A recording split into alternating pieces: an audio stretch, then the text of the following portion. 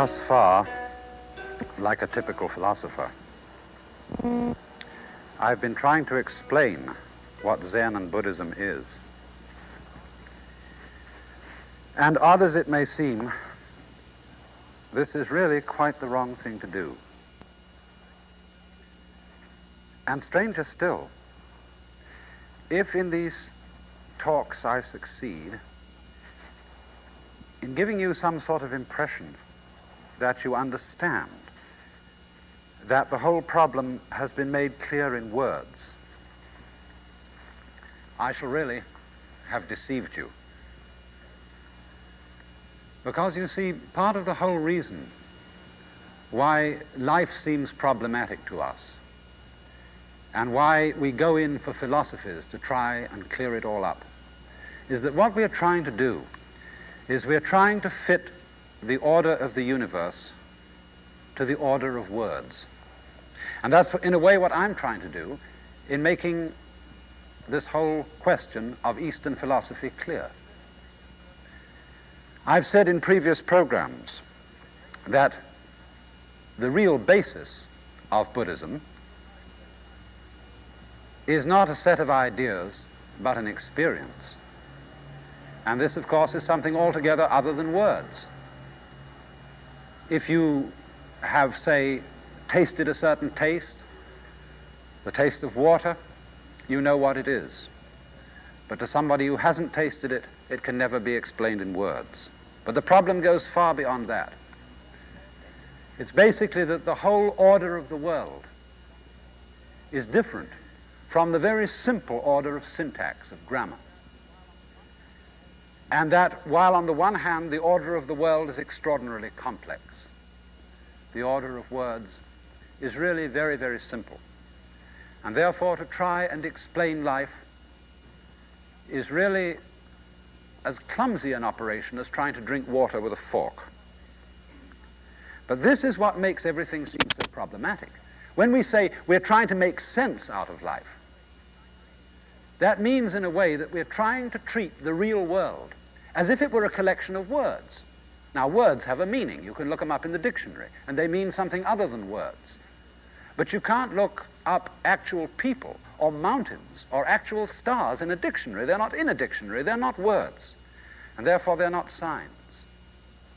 But the real difficulty that we encounter in trying to make sense out of life is that we are trying to fit a very, very complex order, life itself, to a very, very simple order, the order of words, and this involves us in all kinds of tangles and difficulties.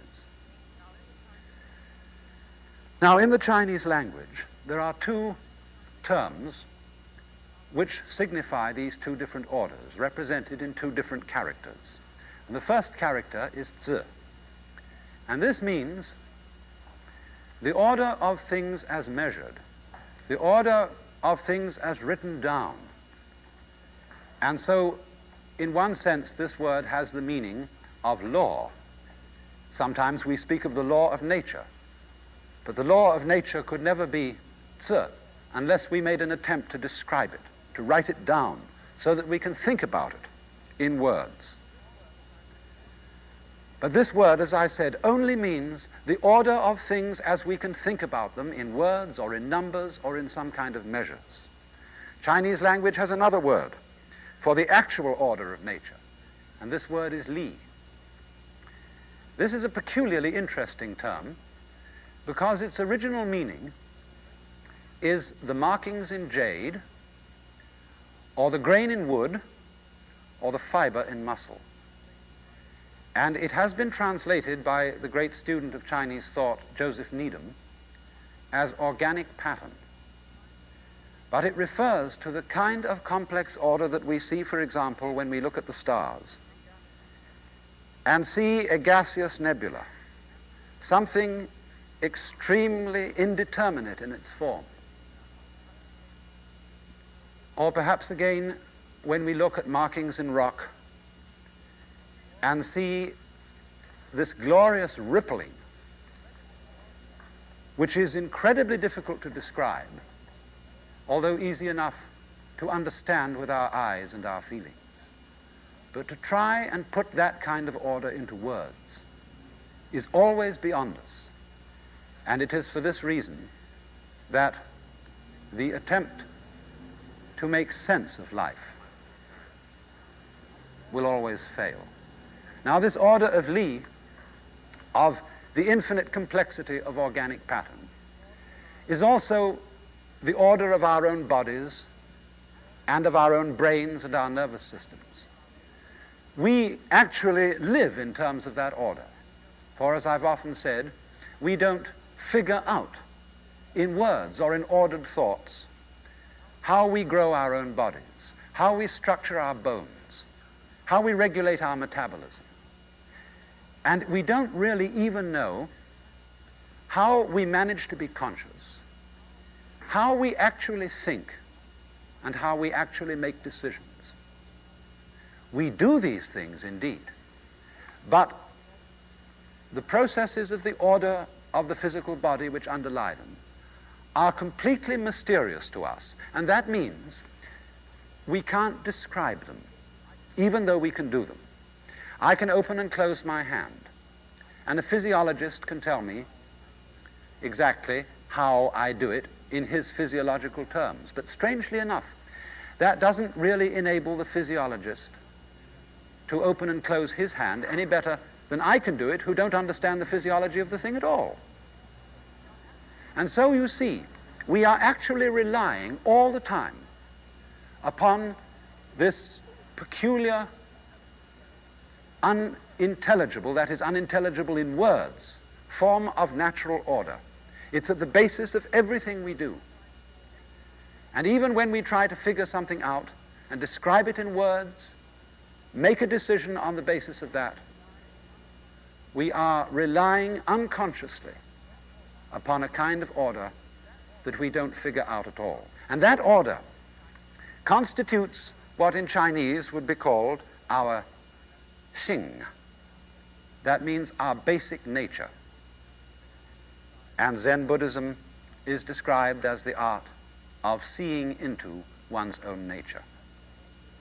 Now you see, as we are ordinarily brought up in the process of education by our parents and by our teachers, we are very carefully drilled not to rely on our spontaneous functioning. We are taught very carefully to figure everything out. That is to say, the first thing we learn in life is the names for everything. And that teaches us to treat all the various things of the world as separate objects. A tree is a tree. And we are taught also to behave consistently, almost as if we were characters in a book. And you know how the critics criticize a character in a novel very often. They say, Mr. So-and-so, the author, doesn't make his characters very consistent, as if they were actually consistent in life. And I think sometimes we take our cues for living from literature. And therefore, since we are brought up to make sense of ourselves, to be able to account for ourselves, that is to say, to be able to rationalize our actions in words, we are always developing a kind of second self inside us, which in Zen is called the observing self. And this is the self that, as it were, comments on us all the time, that asks, oh, what will other people say? Am I being consistent? Does what I do make any sense? The sociologist George Herbert Mead called this the interiorized other. That is to say, we kind of have an interior picture of a very general and vague kind, what the reaction to us is of other people. Now that reaction is almost invariably communicated to us through what other people say and think. And therefore this becomes, as it were, interiorized as a second self who is commenting all the time upon what we're doing. Now the difficulty of this is that although it's exceedingly important for all purposes of civilized intercourse and personal relationships to be able to make sense of what we're doing and to make sense of what other people are doing and to be able to talk about it all in words. This nevertheless warps us. I mean, you know how we all admire the spontaneity and freshness of children.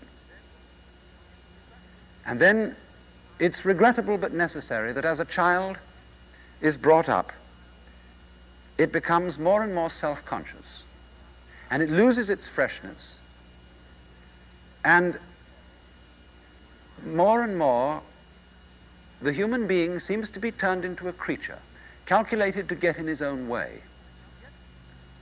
He gets in his own way because, as I've explained, he's always questioning himself. He's always trying to fit the order of his nature into the order of sense, the order of thought and words. And therefore, he loses his naturalness, he loses his spontaneity. And for this reason, we admire in very, very great people, whether they be sages or whether they be artists, a return in their mature life to a kind of childlikeness and spontaneity and freshness where they don't bother anymore what are people thinking, what are people saying. You know, I was once having a talk with a friend, and we were discussing the kind of conversation where people bring up the question of the latest bestseller. Have you read it? And when I was about 20 years old, 23 and so on, I always thought, oh, I have to say I've read it, even if I've read only a review, because somehow I would be shamed if I hadn't. And he said, you know, I've got to the stage of life where I don't have to bother about that sort of thing at all anymore. If I haven't read it, I haven't read it, so what? I mean, this is the simplest sort of example of the way a person after a while comes to accept his natural self. Now, the process of educating people may be likened in a way to a Procrustean bed. You know that gentleman in Greek mythology called Procrustes? He had a bed for overnight guests. And if they were too long for it, they were chopped down. If they were too short for it, they were stretched. And this always involved some injury to the overnight guest. And in the same way, the process of upbringing involves some warping of our nature. And Zen and Buddhism in general have as their objective the curing of this inevitable disease which we contract as a kind of poisonous byproduct of being civilized. You know, it's like you salt meat to preserve it. But when you want to eat it, you have to soak the salt out of it. And so in the same way, the barrier of awkwardness, of self-consciousness, can be taken away. And so you might say, the objective of Zen is to restore a person to his original naturalness, his original spontaneity. Now then, when a Zen master then, who is such a person, who has regained his own naturalness, is asked such a question as, what is the fundamental meaning of the universe? He answers, in other words, he just acts. And the whole literature of Zen is full of extraordinary stories of this kind. For example, a student came to one of the old Chinese masters, whose name was Chao Chu, and said, I understand that when the body dies and crumbles away to dust, there is one thing that remains. What is that one thing? And Joshu said, it's windy again this morning. On another occasion, another student came to him and said, I'd like to have some instruction in Buddhism. And Joshu said, have you had breakfast? Yes. Then go wash your bowl. Period. Another old master was asked, what is the entrance to the path? He said, do you hear the mountain stream? Yes. There's the way to enter. And still another was up in front of a group of students one day about to preach a sort of sermon. And just as he was opening his mouth to start, a bird was singing on a nearby tree. And so he waited and let the bird sing. When the bird finished, he said, sermon is ended.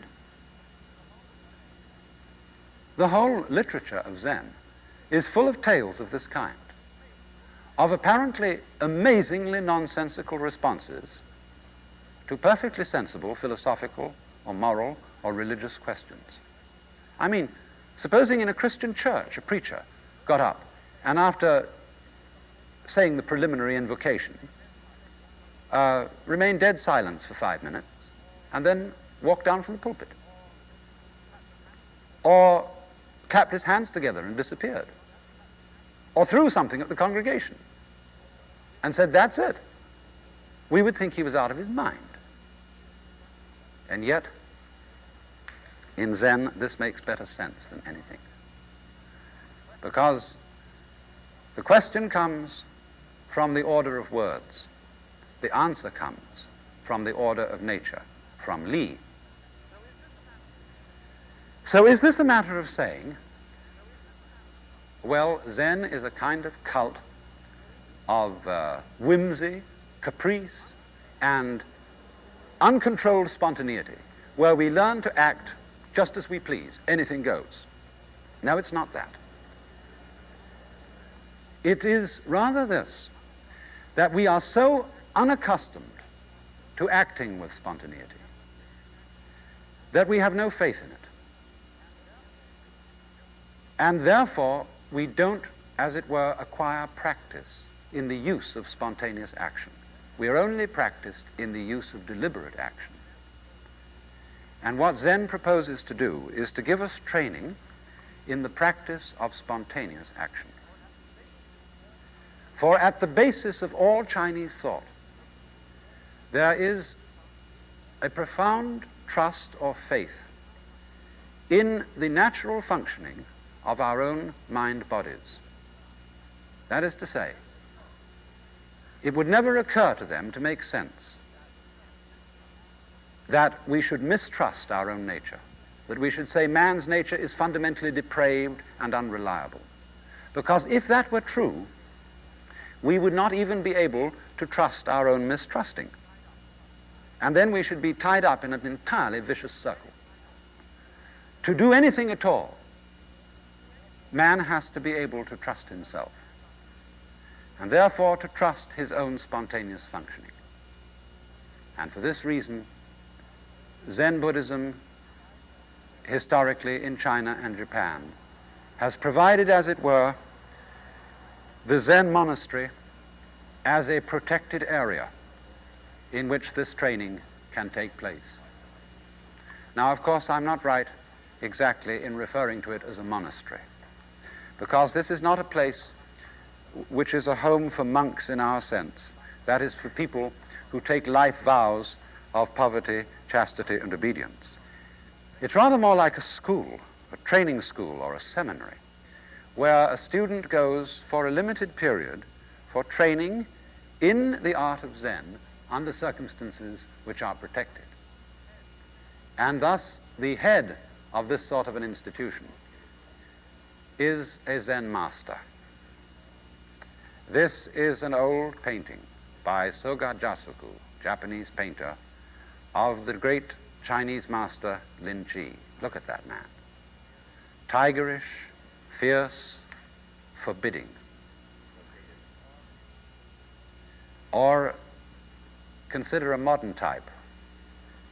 This is a living Zen master in Kyoto today.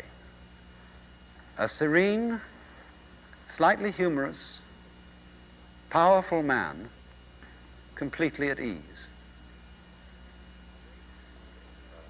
Or this Sokean Sasaki, who taught Zen in the United States for very many years. A master, but not a master in the ordinary sense, because in a way, he has nothing to teach. He has no system of doctrine. He really is a master created by a student, by a person seeking out such an individual, because he seems to have this peculiar serenity, lack of self-consciousness, unproblematic way of life, to ask him, what is it all about? Will you please accept me as your student? And so here a prospective student comes to a Zen monastery and asks to be admitted.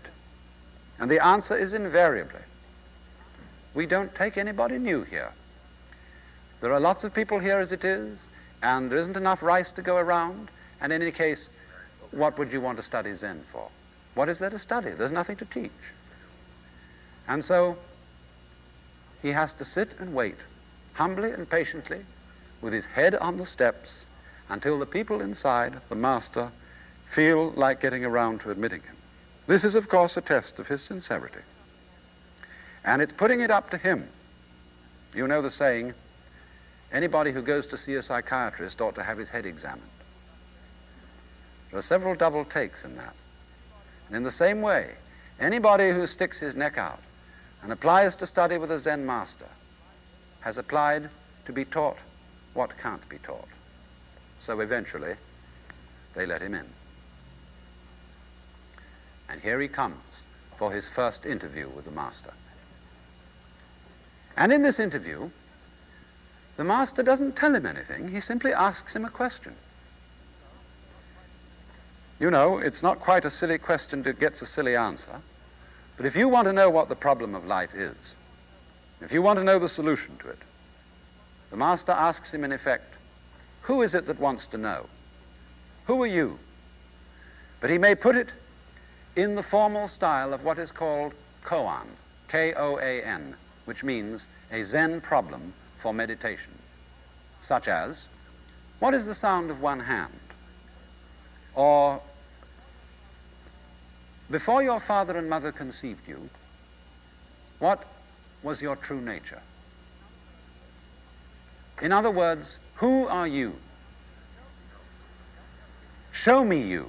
Don't just give me a theory as to who you are, an idea, but demonstrate by an actual act which will show me your genuine, naked self. And so, the applicant goes away, and he learns to sit and meditate. It's no good for him to think out intellectually the answer to this problem. Any kind of intellectual answer will be rejected. I remember a friend of mine was studying in Japan, and he got rather desperate. And as the answer to this question, he took a bullfrog into the master and presented him with a bullfrog. And the master's only comment was, too intellectual. Deeper still than that, he has to find out, who am I? In other words, in the presence of this rather tigerish master, who is very much an authority figure for Chinese or Japanese people, he has to perform an absolutely natural act. Now, you know how it is when you try to do something naturally. It is always a fake. Of course, the monk doesn't spend all his time meditating. The regimen of the Zen monastery also includes labor, chopping wood, gardening, and all kinds of work to maintain the life of the community. But all the time he does this, he's supposed to go on puzzling, puzzling. How to present the master with some act that will answer the koan, some act that will reveal his original self. That is to say, his purely spontaneous functioning. And so, every so often, he goes in for an interview with the master called Sanzen. And here is a drawing by Zenchu Sato of the student confronted with the master. The master there with his big stick, not to punish him, but as it were, to see if that student can be phased. Here he comes. The student sits in the room and repeats the koan he's been given. Before your father and mother conceived you, what is your original nature? And then he has to answer like that, immediately, without the slightest deliberation. And the teacher is sensitive to the least bit of hesitation, the least bit of artificiality, the least bit of, as it were, contriving an answer. And so the student lands in this terrible dilemma. Everything he does to present the master with an answer is wrong. Time and time again he goes in, but it's wrong. And at last he gets into a state of mind where he doubts everything. He doubts the ability of his intellect to solve these problems. He doubted that almost from the beginning. He doubts his own inner capacity to arrive at an answer spontaneously. He doubts his own reflex reactions to come out with, as it were, a spontaneous answer. Nothing that he can do is right. And this state is called technically in Zen the great doubt. And the master works to bring about that state. Now you see, when you get to the situation where you doubt everything you do, and you have no longer any confidence in yourself, what is happening is that your ordinary, trained-in way of acting deliberately, is being undermined. And when you come to the point that nothing you can do is right, suddenly there is a flip in consciousness, which is called in Zen satori, S-A-T-O-R-I, or sudden awakening. And at that moment, the observing self, the self which comments on oneself all the time, the self which obstructs, dissolves and disappears. And the flip is that whereas everything I did was wrong, now it's all right. And the monk becomes unobstructed, free as the clouds. And that is why a Zen monk is called unsui, cloud and water, for he drifts like cloud and flows like water.